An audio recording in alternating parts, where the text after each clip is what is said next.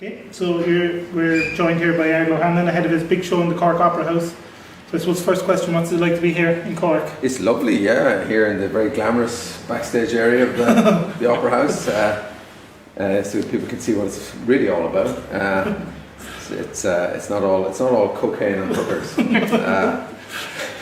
Actually, they're right over there. No, it's lovely. It's always lovely to come back to Cork. It's a very wet day though, and I only got down late in the afternoon, so I didn't get to see an awful lot.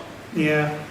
Is that kind of, do you find that though with most places you go, where it's just kind of in and out and you don't get to see it is really, but I mean I've done Cork so often over the years that I feel I know it quite well, so I don't feel the same obligation, you know, when you go to a new town, you can, I better go to whatever museums are there, and I better find a really good restaurant, and I better, you know, go find a lovely pub, and you know really explore places. But with Cork, I can't taking it for granted a bit this time.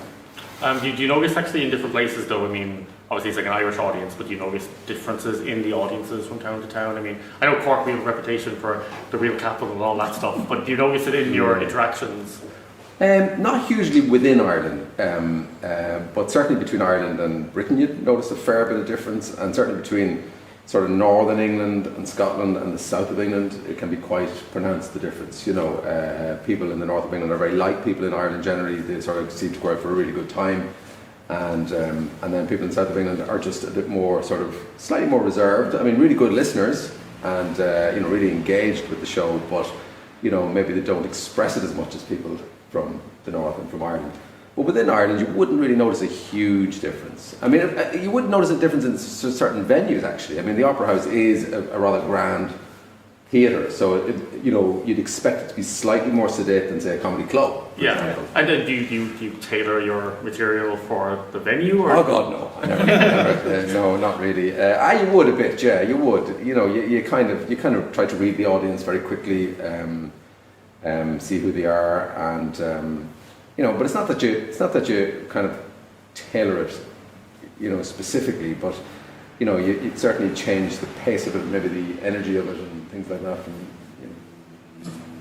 Well, you started off doing stand-up. Would have been your first kind of venture into comedy before you did all the TV stuff and that. Yeah. Is it nice to always come back and do stand-up? Yeah, it is. I still feel it's what I know best, what I love best. I mean, you know, it never gets easier as such. You know, you still have to put yourself out there. You know, you still have all that kind of low-level anxiety about, you know, the merits of doing it, continuing to do it at my age.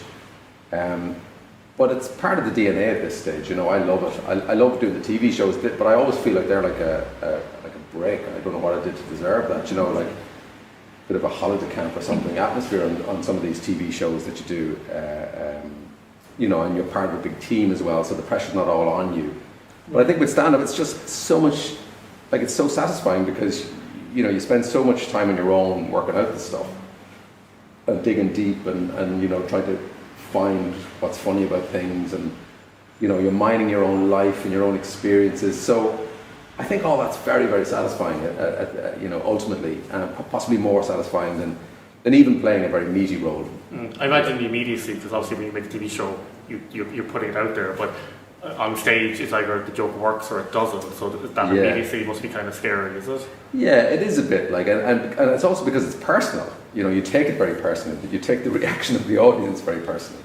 You know, a TV show, like, with the best will in the world, if it's slagged off by the press or by the viewers, you know, it's not all on me. Like, you know, I can only do so much as an actor. You know, I blame the writers, the producers, and the directors, and the lighting people, and the sound people. Ardal Hanlon throws everyone under the bus. It's definitely not me. Definitely not the new thing. Couldn't possibly be. But with stand-up, you've no one to blame. Like, it's totally on you.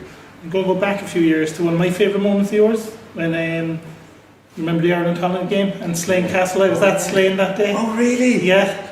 What was that like? Oh my God. I'd be lying if I didn't say it was up there with one of the most powerful experiences I ever had. So just to put it in context, Moby was the support act for U2 that day. He was a Father Ted fan, bizarrely, and I got this request saying, would you come down and sing My Lovely Horse at Slane Castle in front of 80,000 people on a beautiful autumn day. And my first instinct was to say no, purely because Ireland were playing Holland in the World Cup Qualifier, and I was going to that match. I got tickets myself. And, you know, I had to kind of go, do I want to sing in front of 80,000 people? Moby wanted to sing My Lovely Horse, the song from Father Ted, which Father Ted fans will know very well.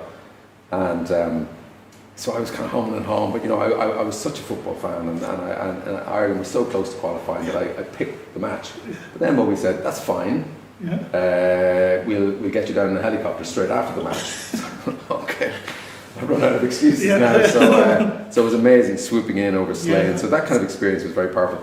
And also the actual standing on stage business in front of 80,000 people. Now I'm used to, you know, decent crowds, like, you know, 500,000, you know, sometimes even more. But, you know, at a big festival you might do a few more. But 80,000, it's very hard to describe the actual physical effect that has on your body. It's actually frightening. And I was very scared. It's like a tsunami of energy hits you, and it actually hits you. Like, you do find yourself like being pushed back and back. And because they'd won the match and they'd showed the second half at Slane, everyone was on a massive high. Yeah. My biggest misgiving about that was that the audience were here to see you too, and they were here to see Moby, and they wouldn't know Father Ted, they wouldn't know My Lovely Horse, they wouldn't like it, they'd object to me being there. You know, that's the insecurity I have generally.